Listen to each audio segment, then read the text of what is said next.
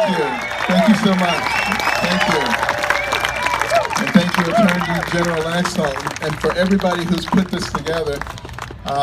Isn't this a great scene? You know, all this beauty out here. And you know, it's something about America. Any kind of environment that you like, you can find it in our country. The cities, the countries, the mountains, the swamps, anything you want, we have it. And I believe that this is the greatest nation in the world. And I get a little tired of those people who try to denigrate the United States of America. But you have to remember, before this country came on the scene, 100 years, 500 years, 1,000 years, 2, 3, 4, 5,000 years, people did things the same way. Within 200 years of the advent of America, men were walking on the moon. It changed the fundamental trajectory of mankind. And for people to say that it's not an exceptional nation is sticking your head in the sand and not understanding reality. This country declared its independence in 1776, and less than 100 years later was the predominant economic power in the world. Now that tells you that there was something right about the system that we had, but also there was something right about the values that we had. And one of the things that concerns me the most right now is that we are in the process of giving away all our values and principles for the sake of political correctness. And that is absolutely the wrong place to be. Now, you know, this is a great place, a land of dreams for me. My dream as a youngster was to be a doctor. It was really the only thing that interested me. I skipped right over policemen and firemen and went straight to doctor. And I loved anything that had to do with medicine. I would gladly go to the doctor's office and get a shot just so I could smell the alcohol swabs, you know? It was just a wonderful thing. And, you know, you wouldn't have thought that it was very likely that I was going to realize that dream, however. But my mother was just the key factor here. My mother was one of 24 children, got married when she was 13, having been shuffled from home to home, never really having a place to lay her head, cobbled together up to a third grade education, but got married to try to escape that horrible environment in rural Tennessee. She and my father moved from there to Detroit, where he was a factory worker, and some years later she discovered that he was a bigamist, and that resulted in a divorce. Well, she only had a third grade education and was trying to raise us by herself. But I'll tell you, there was something incredible about my mother. She never felt sorry for herself, and that was a good thing. The problem is she never felt sorry for us either. So there was never any excuse that we could give. Anytime we came up with an excuse, the next thing out of her mouth was a poem called Yourself to Blame. And you know, I think that was perhaps the most important thing that she did for me and for my brother. Get us to take responsibility for our own lives and not to be blaming other people for what's going on. Now, I admit that I was very lucky to have a mother like that. You know, she would get up and leave the house at 5 in the morning, get back after midnight, going from job to job to job, because she didn't want to be on welfare, because she was very observant, and she noticed that people that she saw on welfare never seemed to come off of it. And she didn't want to establish that kind of a lifestyle.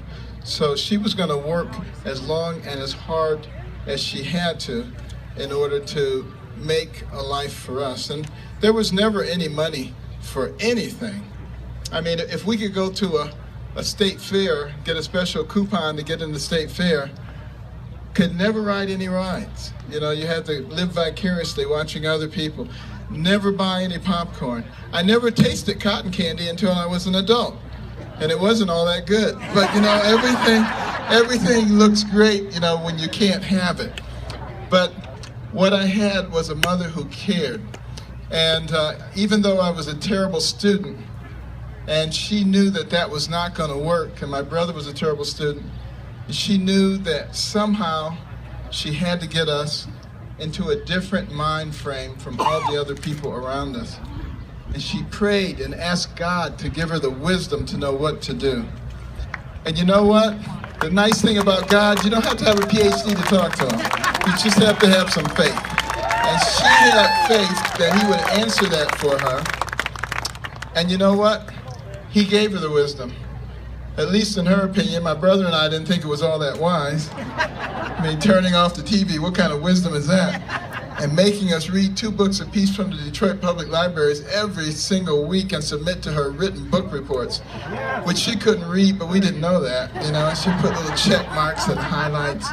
But what a difference it made as I started reading those books. And let me just say a thank you to everybody who prayed for my mother. You know, when I made my announcement, she was in grave condition, and we went down to say our final goodbyes, and everybody started praying for her, and she rose from her deathbed, and she's okay now.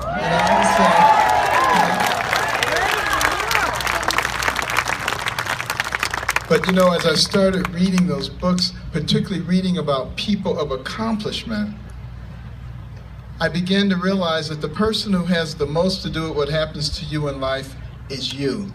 It's not somebody else. And that made a tremendous difference. In the space of a year and a half, I went from the bottom of the class to the top of the class, much to the consternation of all those students who were calling me dummy. Now they were coming to me saying, Benny, how do you work this problem? And I'd say, sit at my feet, youngster, while I instruct you. I was perhaps a little obnoxious, but it sure felt good to say that to those turkeys. But, you know, I just had a very different frame of reference. And I used to hate poverty. I hated it more than anything until I started reading those books. And then I didn't hate it anymore because I knew that it wasn't permanent. I knew that I could change my circumstances. And you see, this is what we're going to have to get across to people in this nation once again. This is a can-do nation, not a what can you do for me nation. That's how we got to where we were. And it's one of the reasons that, you know, my wife and I started our Scholars Fund. One of the components of it is we put reading rooms in all over the country. And we particularly target Title I schools, where a lot of the kids come from homes that have no books. They go to a school with no library or poorly funded library. They're not likely to become readers. And 70 to 80% of high school dropouts are functionally illiterate. So we're trying to truncate that way downstream. And these reading rooms, no little kid can pass up. And they get points for the amount of time they spend in there and the number of books they read. They can trade them in for prizes. And in the beginning, they do it for the prizes, but it doesn't take long before it affects their academic performance and changes the trajectory of their lives. And you see, that's the kind of thing that we have to be doing. We have to be looking out for those in our society who are the downtrodden. But we have to do it in a smart way. You know, the war on poverty started in the mid-60s, and we were going to eliminate poverty in this country. We've spent more than $19 trillion, and have we eliminated poverty? No. We have 10 times more people on food stamps, more people on welfare, more poverty, more incarceration, more crime, more out-of-wedlock births. You name it, we have more of it. It's not only worse, it's much worse. And that's what happens when you entrust the government to do that kind of thing. All they do is waste money and create inefficient programs. What does work, however, is when we, the people, the private sector, are willing to get behind programs, to create programs, so that we can allow the downtrodden in our society to develop the relationships which allow them to crawl from the area of dependency into becoming important parts of the fabric of success in this nation. That's what we have to do. But we also have to concern ourselves with the things that threaten to destroy us. The divisiveness in our society is threatening to destroy us. A wise man by the name of Jesus Christ once said, "A house divided against itself cannot stand." It never has stood, it never will stand. And what we, the people, have to recognize is that we are not each other's enemies. It is the people who are driving the division. They want you to think that there's a war on women, there's racial wars, there's age wars, there's income wars, there's religious wars, everything possible. They want to create a war on it and keep us at each other's throats because they realize that united we are very strong and divided we are very weak. So we, the people, must learn to recognize the purveyors of division in our society, be they Democrat, Republican, or independent. It doesn't matter. Those are our enemies. We are not each other's enemies. We must understand that. And then the other thing that really is threatening us, and what I really worry about, and one of the major reasons that I got into this race, I spent my entire professional career looking out for the welfare of children and working very, very hard to preserve their lives and give them a quality of life. And as I was thinking that I was going to retire, I realized that they were not going to have much of a future. And I didn't know whether it was going to get taken care of by traditional politics. And therefore, even though I was not all that anxious to get into the political arena, I started listening to all the people around the country who were telling me that I needed to do this, that they had given up on America and they were just waiting to die until they heard me speak. And a lot of the younger people were concerned about their children and their grandchildren. And therefore, as I thought more about it, I just said, Lord, I don't want to do this, but it seems like I'm being pushed in that direction. But all the pundits say that it's impossible for me, somebody like me, to put together a national organization or to raise adequate funding. And that actually comforted me, listening to that. I said, wow, great. They say it's impossible. That's great. But I said, Lord, if you really want me to do it, then you open the doors. If you open the doors, I will walk through them. And if you close them, I will sit down. And he's opening the doors. We've been able to put together just a fabulous organization. And you can read about it at bencarson.com.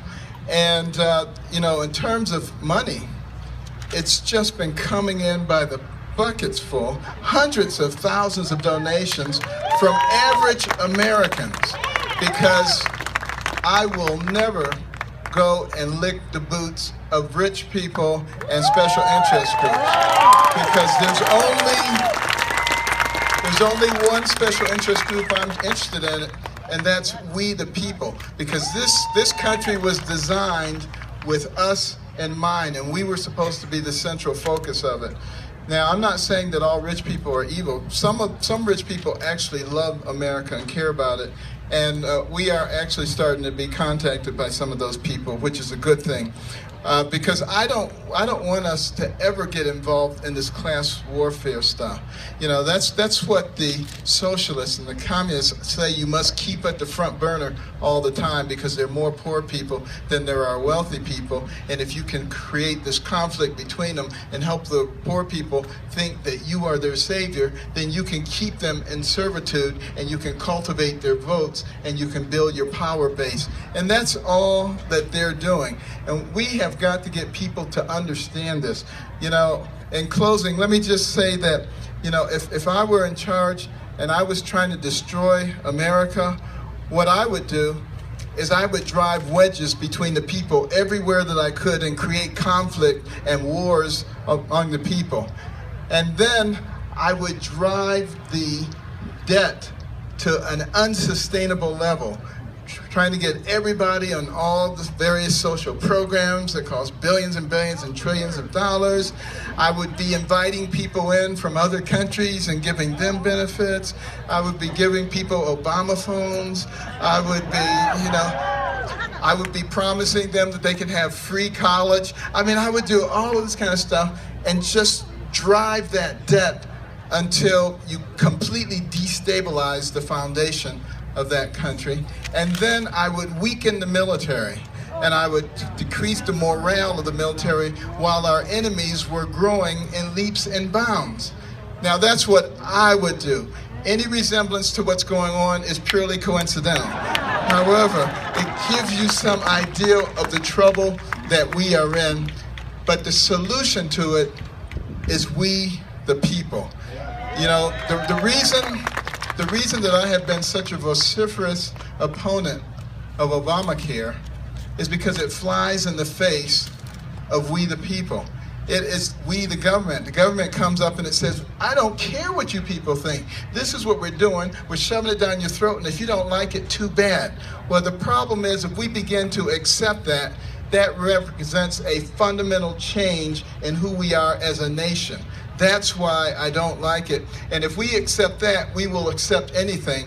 And it's time for us to wake up, because Thomas Jefferson predicted that we would reach this point, because we would be lackadaisical, we wouldn't be paying attention, we wouldn't keep ourselves informed, and that the government would multiply.